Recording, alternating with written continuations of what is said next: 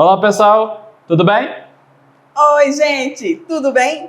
O tema do programa de hoje é a Grécia Antiga e a Geografia Urbana. Vamos juntos no nosso quadro A Curiosidade Tá on!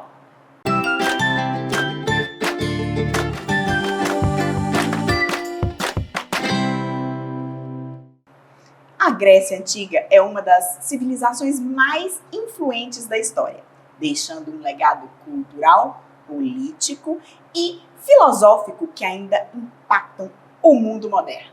E a organização social, os sistemas políticos e os aspectos culturais dessa civilização contribuíram para moldar a identidade ocidental. E para entender um pouco mais sobre a Grécia Antiga, acompanharemos juntos um vídeo do canal do YouTube Historiarte. A Grécia foi super importante para o nosso entendimento de filosofia e democracia. Mas para entendermos melhor o que foi o mundo grego, porque ele é tão especial, precisamos dividi-lo em 5 períodos, começando pelo pré-homérico. Isso tudo tem início em 2000 a.C., no sul da Península Balcânica. Podemos considerar o período pré-homérico como o início de uma civilização pré-grega, marcada pelos creto-micênicos.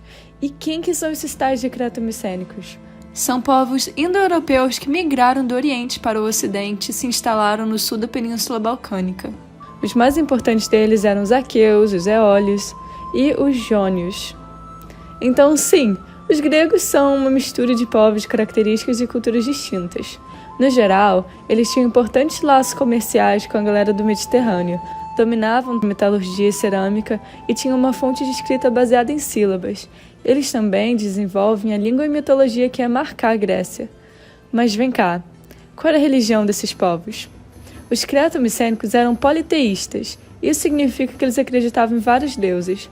Basicamente era meio que uma família cósmica que comandava o universo e os seres que habitavam nele, sendo os principais dos deuses Zeus, Hera, Atena, Poseidon, Ares, Apolo, Afrodite, etc. A base cultural grega é formada a partir deles, e a mitologia por trás dessa família doida daria origem também à tragédia e à comédia grega, ou seja, o teatro. Mas vem cá, tinham cidades nessa época? Sim, e as principais delas eram Mecenas, Knossos e Troia. A organização política desses povos era chamada de talassocracia, que era uma espécie de conselho de grandes comerciantes marítimos, e eles tinham um grande poder e influência na região, mesmo com a existência de alguns reis. Então, estavam lá eles vivendo tranquilões quando... Pera, que cheiro é esse? Você tá sentindo? É cheiro de ataque dos Dórios! O ano é 1200 a.C. e os Dórios eram um povo indo-europeu violento e militarizado que chegaram com tudo, causando terror nos creto-micênicos e botando eles para correr. Grande parte deles fugiram e se dispersaram de forma desorganizada para o interior da Península Balcânica, que ficou conhecido como a primeira diáspora grega. Então, isso deu meio que uma desandada no desenvolvimento das civilizações, já que agora grande parte da população tinha fugido para as montanhas. Lá eles formaram genos, organizações de pequenas comunidades agrícolas familiares, e eram governados por um patriarca chamado Pater. Não é Pater. E os membros mais próximos do patriarca formavam a aristocracia local. Essa organização social marcou muito o próximo período que vamos ver, o período homérico. Lá por volta de 1100 a.C., os genos tinham uma base patriarcal de organização social, ou seja, o líder era o pai e o poder era passado de forma hereditária para os filhos. Alguns séculos depois, esses genos começam a apresentar um crescimento populacional e eles começam a sentir a necessidade de expandir, de ocupar novas terras. A aliança entre as famílias que formavam genos dá origem às frátrias, e o poder foi se concentrando nas mãos de alguns líderes, o que é chamado de oligarquia. Então, com a formação das frátrias, as tribos passam a crescer pra caramba, e isso passa a demandar mais terras férteis para abrigar toda essa galera. Tá, mas o que isso tudo tem a ver com esse tal de Homero que a gente fala toda hora? Homero escreveu a famosa obra Ilíada, um dos registros que a gente tem sobre a Guerra de Troia. Ninguém sabe direito se Homero existiu de verdade ou se foi um símbolo da tradição grega, mas a guerra foi bem real, apesar de parecer um episódio de caso de família. O estopim da guerra foi o sequestro de Helena, descrita como a mais bela das mulheres, por Paris, príncipe de Troia. Então, o marido de Helena, Menelau, irmão do rei de Micenas, reuniu um exército para invadir Troia e resgatá-la. A guerra de Troia durou cerca de 10 anos e o cerco foi rompido quando os troianos aceitaram um presente dos gregos, um cavalo gigante de madeira. Que lindo! Mas na verdade estava cheio de soldados inimigos dentro. Resumindo, se alguém quiser te entregar um cavalo de madeira, não aceite. Daí que vem a expressão presente de grego. Mas voltando à formação da civilização grega no período homérico. A escassez de terras férteis aumenta, e elas passam a se tornar muito mais valiosas do que antes, e é claro que isso resulta numa disputa por essas terras. Quer dizer então que esse é o início da propriedade privada da terra? Sim. As terras passam a se concentrar na mão dos eupátridas, os latifundiários da época, e aqueles que não possuíam terras trabalhavam para aqueles que as tinham. E tem mais. Se o servo se endividasse com os eupátridas, ele se tornaria escravo. Isso deu início à prática da escravidão por dívidas.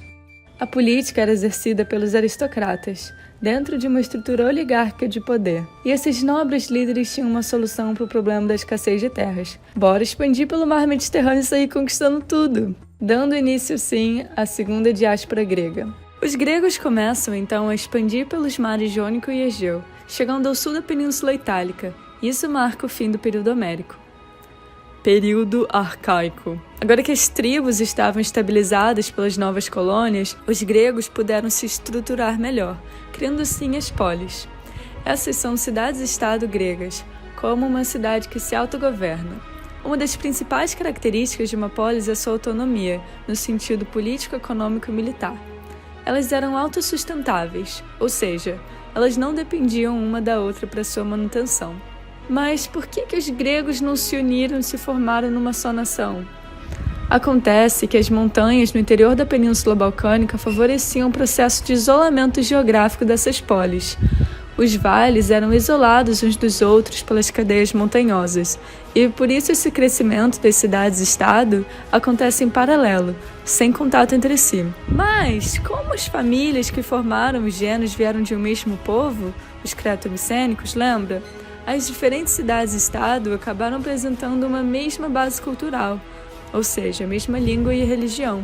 Mesmo que os eupátridas controlassem a maior parte das terras que formavam a polis, essas cidades tinham vários espaços públicos, sendo os mais famosos deles os templos de Acrópole e Ágora. Na Ágora, era comum que se debatesse política e se ensinasse filosofia e outros conhecimentos. Sócrates foi o mais famoso filósofo frequentador da Ágora. Assim, em Atenas se desenvolveu a ideia de democracia e cidadania. Calma que a gente já chega lá. Atenas se desenvolveu muito próximo ao mar Mediterrâneo, e por isso sua economia girava em torno da atividade do comércio marítimo e portuário, ampliando o poder econômico da cidade naquela região. Foi lá onde nasceu a democracia. Demo significa povo e cracia, governo, significando literalmente governo do povo. Essa ideia foi criada para tirar o poder político e econômico das mãos dos eupátridas, já que diversas outras classes sociais estavam surgindo em Atenas nessa época. E os comerciantes, pequenos proprietários de terra e camponeses também queriam participar da vida pública e das decisões políticas. Nossa, que inspirador, não é mesmo? Não, peraí, eu não te contei tudo. A democracia direta de Atenas não era direta para todos os povos. Por quê? Apenas cidadãos homens, livres e maiores de 18 nascidos em Atenas podiam participar da Assembleia Pública. Mulheres, estrangeiros e escravos não tinham esse direito. Agora vamos falar de outra cidade-estado super importante lá na região da Lacônia, Esparta, os descendentes diretos dos dórios. Esparta era longe do mar, tendo como suas principais atividades econômicas o cultivo de cereais, a pastagem e a criação de animais.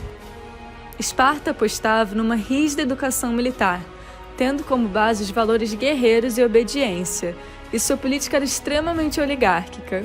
Para os espartanos, só um cidadão dotado de capacidade guerreira podia fazer parte daquela sociedade. Agora que você já conhece as nossas polis, vamos para o próximo período, o período clássico. Já no século V, esse período é marcado pelo auge ateniense, quando Atenas se consolida como a polis mais poderosa de toda a península e se transforma numa cidade-estado imperialista. Esse processo tem início nas Guerras Médicas, que foi um conjunto de guerras que caracteriza o conflito ateniense contra a invasão persa. Mas por que médicas? Será que tinham médicos lutando nessa guerra? Não. O termo vem de Medas ou Medos, nome dado pelos gregos aos persas. Era mais porque eles eram bem assustadores mesmo. O objetivo dos persas nas guerras médicas era destruir a supremacia política, econômica e militar ateniense, ou seja, a hegemonia ateniense na região, e tomar posse sobre o mar Egeu. O conflito é um resultado direto da política expansionista de Atenas. Ela estava em busca de novos mercados, de mais terras férteis e mais prisioneiros de guerra, que seriam seus escravos. De início, Atenas se sobressai por conta de seu poder marítimo, vencendo em combate as tropas do imperador persa Dário I. Com a derrota de Dário, quem assume o Império Persa em seu lugar é Xerxes, que se acha um verdadeiro deus. Os persas não desistiram e decidiram de novo procurar treta lá na região, e foram mexer logo com Esparta. Mas eles esqueceram um detalhe. Claro que os espartanos, marrentos do jeito que são, se recusaram a se render a Xerxes e reuniram suas tropas para enfrentar o exército persa, que era infinitamente maior em número que o exército espartano. A batalha é levada até o desfiladeiro de Termópilas, onde um corredor acaba se formando e a geografia local acaba sendo vantajosa aos espartanos, que barram o avanço persa na região. Nessa mesma época, Atenas forma a Liga de Delos, que é uma aliança militar entre as cidades-estado lideradas por ela. Essa ideia surgiu depois deles perceberem que não seria possível vencer os persas em terra, a não ser que as polis se unissem por um ideal maior, que era defender a Península Balcânica do avanço persa e preservar a cultura creto-micênica. A democracia ateniense inspirava as outras cidades, que acreditavam em seu poder de transparência. A Liga de Delos vence e o mundo grego é finalmente libertado do avanço persa. E quais foram as consequências? Atenas saiu super fortalecida. Seu grande administrador era um estadista chamado Péricles. Péricles? Péricles. Péricles? Péricles. Péricles direcionou Atenas a um desenvolvimento cultural muito importante, além de transferir todo o tesouro ganho na guerra para o seu próprio domínio e tomar conta do exército, da marinha e da liga, dando a si mesmo um poder inimaginável. E o imperialismo ateniense estava em seu mais alto nível ao longo de um período de 20 anos, conhecido como Século do Ouro. Então, a partir do ano 431, aparece um impostor. Alguém se cansa desse imperialismo ateniense e se revolta contra Atenas, criando a Guerra do Peloponeso. O impostor era Esparta. Esparta cria a Liga do Peloponeso, na tentativa de derrubar a hegemonia de Atenas. Esparta chega a se aliar até aos persas, para você ver como eles estavam desesperados.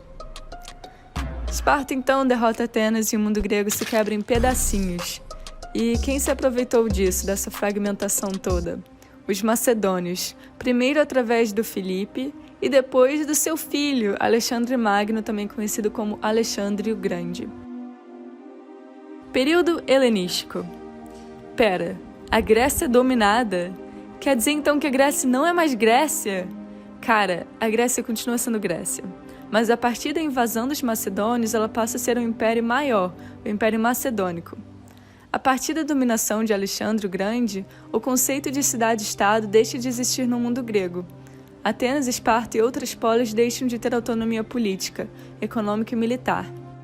As conquistas macedônicas vão desde o mundo grego até o Oriente, e essa ideia de respeitar e integrar as diferentes culturas das regiões conquistadas por Alexandre resultaria naquilo que chamamos de helenismo, ou cultura helenística.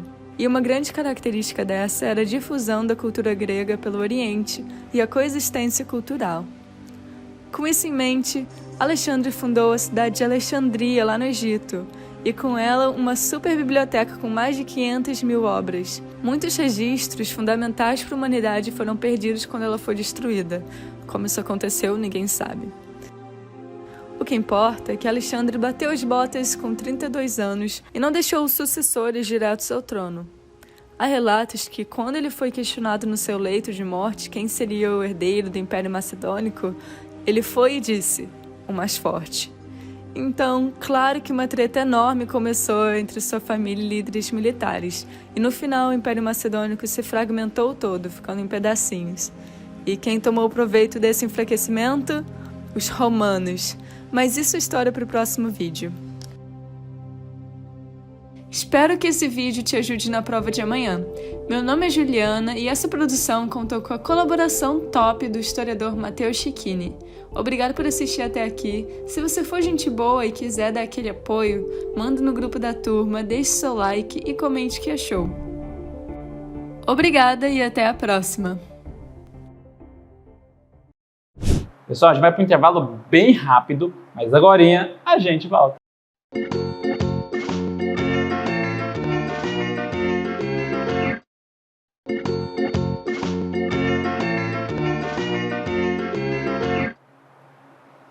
E estamos de volta! E agora falaremos sobre a geografia urbana. Olha, esse tema eu adoro, viu? A geografia urbana é um campo da ciência geográfica que estuda as cidades, suas transformações e as relações entre o espaço urbano e a sociedade. As cidades são centros de concentração populacional, econômica e cultural. E seu estudo é essencial para compreender as dinâmicas que moldam o espaço urbano, como os processos de urbanização, a distribuição de serviços e a desigualdade socioespacial. A geografia urbana é essencial para entender as dinâmicas que moldam as cidades e para enfrentar os desafios que elas apresentam. E para entender um pouco mais sobre alguns temas da geografia urbana, acompanharemos juntos um vídeo do canal do YouTube Geo Ilustrada. No vídeo de hoje nós vamos falar sobre geografia urbana, especificamente sobre os conceitos de conurbação, aglomerado urbano, metrópole, megalópole e megacidades. Tudo isso de forma rápida e objetiva, como é a marca registrada aqui do canal. Curtiu a proposta? Então vem comigo pro vídeo. E aí pessoal, beleza? Eu sou o Paulo, professor de Geografia. Como sempre, uma satisfação ter vocês aqui comigo na Geo Ilustrada. No vídeo de hoje, Geografia Urbana. Assunto essencial para você aí que está no ensino fundamental, ensino médio e principalmente para quem pensa em vestibular, hein? Inclusive o Enem. Então sem mais enrolações, bora lá pro vídeo. Bom, para início de conversa, o que estuda a Geografia Urbana? E o nome já é bem sugestivo, não é mesmo? A geografia urbana estuda as cidades, principalmente no que se refere à produção, à reprodução e a organização do espaço urbano. Dentro disso, as dinâmicas e os fluxos ganham essencial importância dentro dos estudos da geografia urbana, principalmente no que tange aos fluxos de pessoas, serviços, comércios, dentre outros. Então lembre-se disso, as dinâmicas e os fluxos são essenciais dentro da geografia urbana. Isso porque as cidades não são instituições isoladas, pois elas trocam diversos tipos de relações entre si. Relações essas de ordem política, econômica, administrativas, religiosas, dentre outras. Bem tranquilinho, né?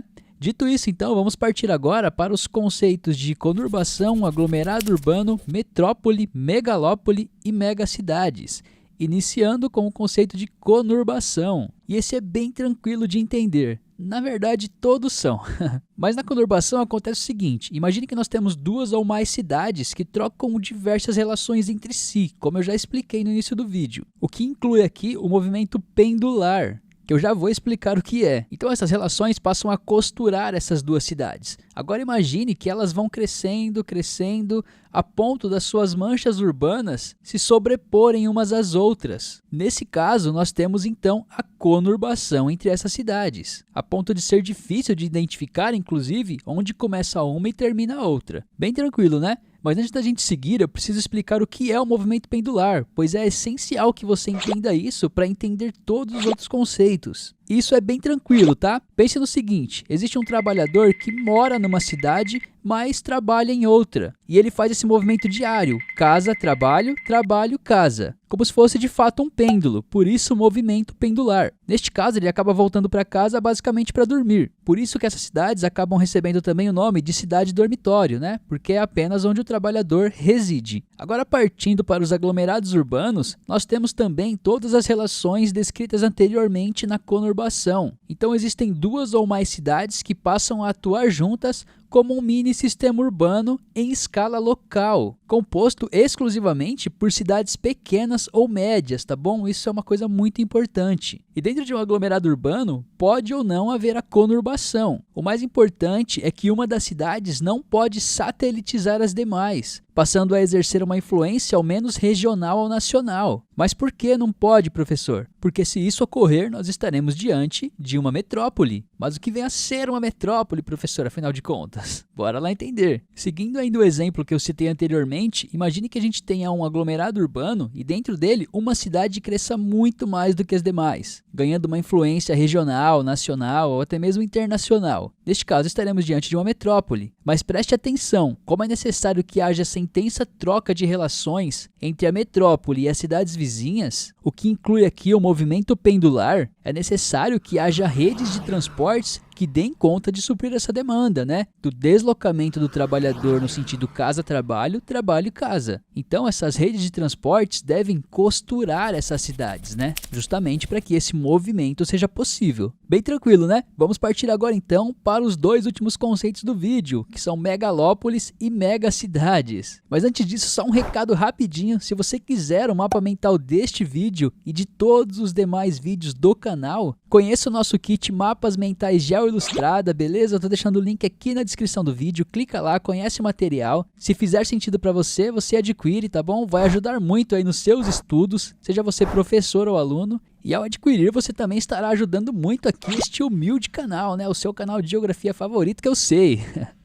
Então, sem mais delongas, bora lá pro final do vídeo, tá? Megalópolis. Então, basicamente, as megalópolis são formadas por duas ou mais metrópoles que se encontram numa distância relativamente próximas umas das outras. E o mais importante, elas precisam estar fortemente articuladas umas às outras, possibilitando justamente os fluxos e a circulação de pessoas. Isso, é claro, no menor tempo possível. Mas como as megalópolis se espalham por uma área fisicamente maior do que as metrópoles, é necessário que as redes de transporte, principalmente de transportes coletivos, sejam muito modernas, justamente para que esse deslocamento possa ocorrer da forma mais prática e rápida possível. Então, como você pode perceber, em todos os conceitos que nós abordamos até agora, o fluxo entre as cidades é essencial, bem como as redes de transportes que liguem as cidades umas às outras, seja o transporte rodoviário ou ferroviário, que possibilitem um deslocamento rápido e prático. Por fim, as megacidades. E aqui é um conceito meio dúbio, porque alguns autores vão dizer que isso é meio que garrafa nova para vinho velho, e que as megacidades são apenas uma metrópole grandona, por assim dizer. Porém, é comum muitas pessoas também associarem as megacidades apenas à população. Ou seja, a megacidade, nesse caso, seria uma cidade que possui uma população superior a 10 milhões de habitantes, como é o caso de São Paulo, por exemplo. Estou deixando dois vídeos complementares aí na tela. Espero que vocês tenham curtido o conteúdo deste vídeo. Se gostou, deixa um like aí, comenta aí também, que isso fortalece demais. Ah, e não se esqueça de conhecer também lá os nossos mapas mentais, tá bom? Link aqui na descrição do vídeo. Então era isso, até a próxima. Tchau, tchau.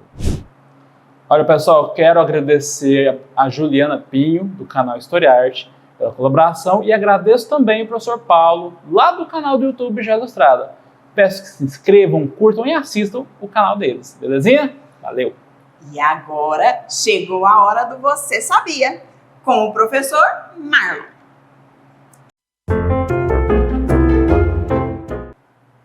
Olá, pessoal! Vocês sabiam que as mulheres espartanas tinham um papel muito diferente em comparação às outras cidades-estado gregas?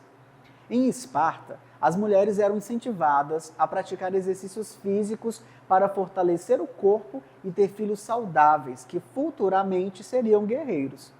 Elas também administravam propriedades enquanto os homens estavam em guerra, o que lhes dava mais autonomia econômica. E além disso, as espartanas tinham maior liberdade em sua vida cotidiana podendo participar de atividades públicas e possuindo direitos que eram negados às mulheres de outras regiões da Grécia. No entanto, elas ainda eram subordinadas às expectativas da sociedade militarista. Espero que tenham gostado e até mais. Obrigado pela colaboração, professor Marlon. Ficou show. E para ampliar as possibilidades de desenvolver as habilidades, vamos com a nossa hora da atividade. Com a professora Andriele. Olá, pessoal! E na proposta de atividade de hoje, vamos partir de uma questão. Como as escolhas de mobilidade urbana refletem desigualdades sociais e econômicas nas cidades e o que poderia ser feito para tornar essas escolhas mais sustentáveis e inclusivas?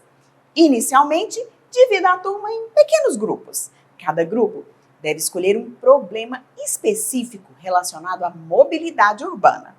Os grupos devem pesquisar exemplos de soluções a serem adotadas em diferentes cidades do mundo, como Bogotá e seus corredores de ônibus ou Amsterdã e suas políticas cicloviárias.